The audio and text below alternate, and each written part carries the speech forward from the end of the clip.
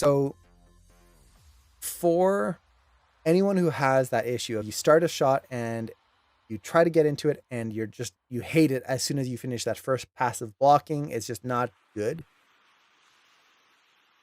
One of the common things, it's not the one thing, but one of the common things is that the idea, while strong in our head, when it comes out on paper or on screen, it doesn't seem as good anymore. Now, there's a kind of two elements to this. The first, and usually the bigger one, is that we didn't take enough time to brainstorm the idea, to really make sure that the idea was as good as it could be. So it seemed cool in our head. We put it down as like, oh, it's okay.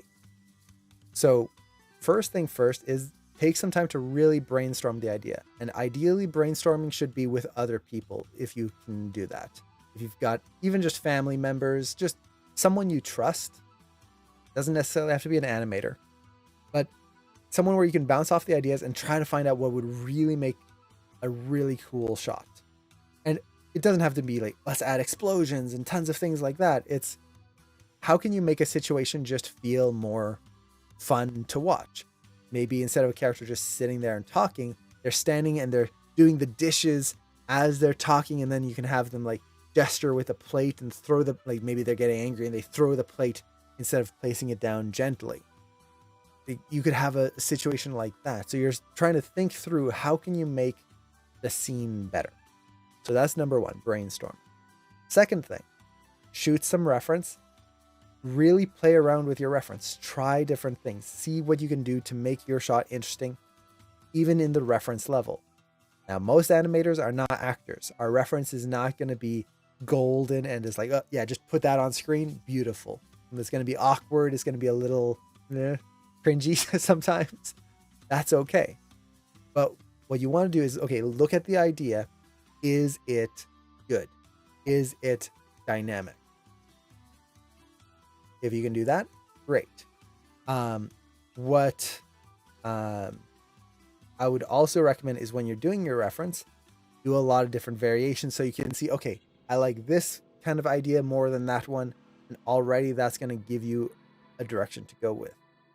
From there, do an exploration path. So take a look at the poses in your reference and don't just go with those. Try to push them further, make them more dynamic and plan that out. I'll usually like try to push the line of action, see how I can exaggerate my poses in the planning phase. Do an exploration pass on there. I've done demos on the way I usually approach that before. And all of that, what it'll give you is a strong foundation. Doesn't mean it's going to be perfect. No, not at all. But what it does mean is that when you do get into animation, you're not going to be finding out, oh shoot, none of this feels good. None of it is interesting. You're going to have that base. If you could see that, oh yeah, my planning was interesting. My idea was interesting. My exploration, my exaggeration was interesting. It's just trying to keep that intact when you're blocking. So really, the big thing comes down to planning. Really planning your shot, making sure you have that strong base to work from. And it's not going to get rid of it completely, but it's going to give you that base to go, okay, even though it might not look good now, I know that the idea itself is solid and I can work from there. So I hope that helps.